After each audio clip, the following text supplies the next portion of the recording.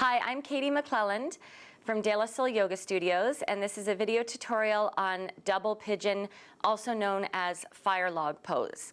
So I love teaching this pose either at the beginning or at the end of my classes. I find that no matter how advanced or flexible a student is, this pose really gets them present, gets them into their bodies, usually provides a fair amount of sensation in the hips as well.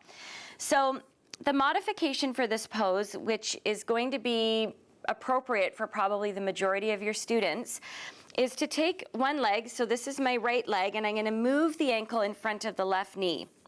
And you see how my legs, they're not drawn in really close to my body. I'm actually moving my feet away from the hips so that I'm kind of at a 90-degree angle here with this right leg and working towards a 90-degree angle with the left leg. My feet are flexed, so again, I'm trying to line up the ankle with the knee, knee with the ankle. I might pull my buttock flesh out behind me to tip me forward on my pelvis a little bit more. If this is bothering my ankle bones, I could put a blanket underneath my foot here, and I simply stretch forward.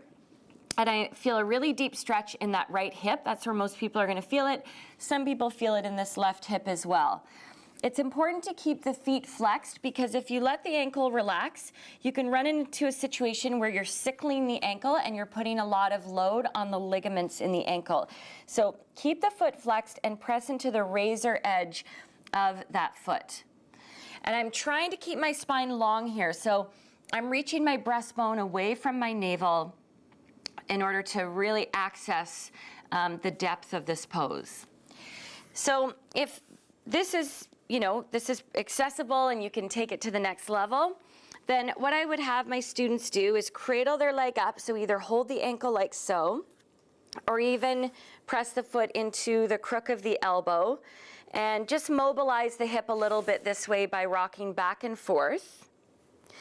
And then I'll twist my whole body to the left to get this ankle up and over on top of the left thigh.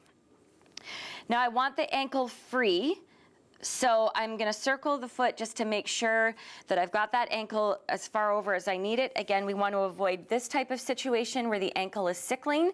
In fact, as I do that, I can already feel pulling in my ankle and a little bit of pulling in my knee. So this is really important to have that ankle all the way over.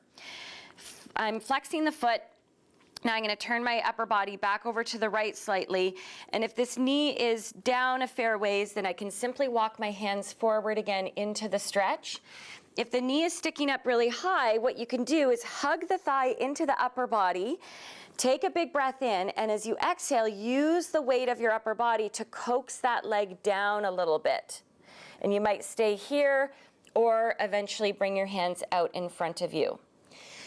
So again, in this full pose, what we're looking for is shin on top of shin. This is why it's called fire log pose.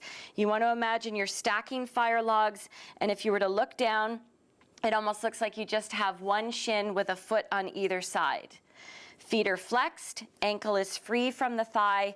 You're going to feel a lot of sensation in that hip there. So the goal is to just stay as still as you can, to relax into it, and to breathe deeply. And that concludes our tutorial on double pigeon. Namaste.